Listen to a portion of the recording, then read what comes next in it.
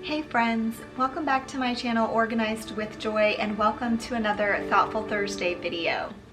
I have to be honest, this week I was really struggling to know what to talk about in my Thoughtful Thursday video. I had a few ideas swirling around. I actually keep a notebook of ideas for all of my YouTube videos, and that includes Thoughtful Thursday, but nothing was really inspiring me. But the other day in a group chat over on Instagram with some of my amazing YouTube friends, my friend Vanessa from Vanessa Beauty suggested that I talk about compromise in marriage and the importance of compromise in marriage. Honestly, I have hesitated to talk about the topic of marriage in general.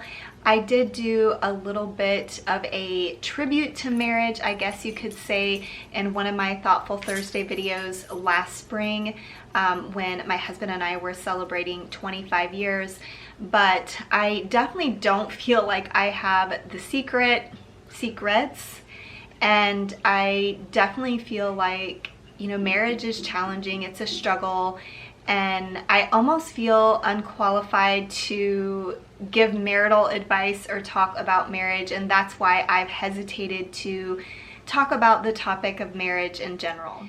But when Vanessa suggested this specific topic of compromise, I thought that it was a really good idea and a great place to start. I am by no means a professional. I am by no means perfect at this.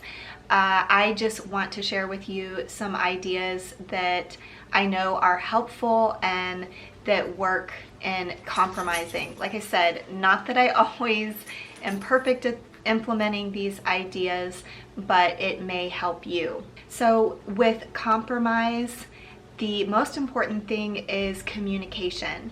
And I always like to have the rule of thumb that I listen more than I talk.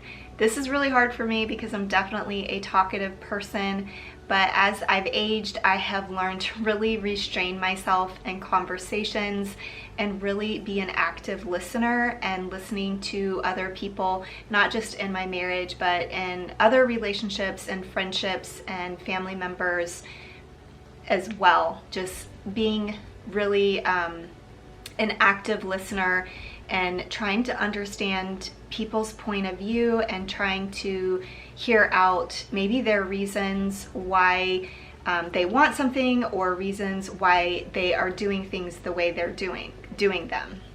I have also learned that I need to not always want to be right. Instead, be open-minded about someone else's position, recognizing that everything that I believe or what I think is right comes from my own personal lens. And my own personal lens comes from my history, my upbringing and childhood. It comes from all of my experiences, and just recognizing that somebody else that you're trying to compromise with has a whole different set of experiences and history, and just being aware of that and knowing that makes it a little bit easier to be open-minded, and it also makes it a little bit easier to admit and believe that you are not necessarily right. Another thing that I have learned is to really think about what's important and really being intentional about what you're going to fight for. I definitely do this with raising kids. There are just certain things that to me aren't worth the fight. You have to balance what's really important fighting for. There are some times when something really just isn't worth fighting over. It's more important to save your relationship and save the trust in your relationship than to fight for something that isn't truly important. So definitely fight for the things that you really believe in and that you really believe are important. Kind of along with this being open-minded and only fighting for what's important is being willing to change your mind. Just this kind of goes along with being open-minded, just being willing to listen to the other person's thoughts and ideas and not holding so tight to what you believe is right, and instead being willing to change your mind and go along with what the other person wants to do. Something else that is really important with compromise is evaluating your expectations. I know for me, I sometimes have way too high expectations of myself, and that often bleeds over into my husband or even my children or other people in my life. And I have definitely gotten better at this and better at managing my expectations, but it's definitely something that will help when you are wanting to compromise, is just having realistic expectations about what should happen or what you want the other person to do or how you want something to turn out.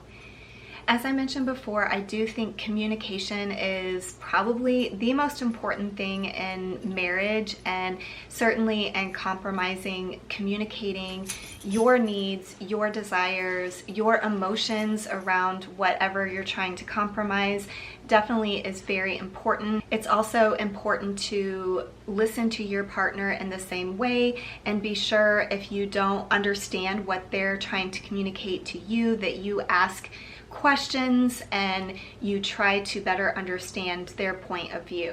Something else that I think is really important when trying to compromise is when it's a specific topic or a specific outcome that you're trying to compromise on, really try to stay focused on that specific outcome, that specific topic. Oftentimes when we are trying to compromise, we get very emotional and we start bringing in past hurts and we start talking about a lot of other things other than the topic at hand, to try to, I guess, emotionally manipulate the other person to get them to do what you want them to do. But I really encourage you to really stay focused on the topic at hand, the thing that you are trying to compromise about, instead of bringing up old wounds and old hurts. That definitely needs to be dealt with, but when you are trying to compromise on something specific, that's really not a great time to deal with those hurts. Lastly, I wanted to share this idea. Sometimes when your spouse wants to do something and you are against it or you feel like it's a bad idea, sometimes you just need to do a trial period. Say yes for a period of time.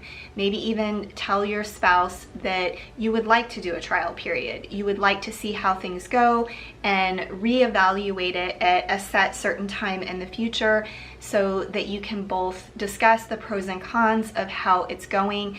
And knowing that you're going to reevaluate it and circle back to it might make you feel better about choosing to do what your spouse has suggested doing.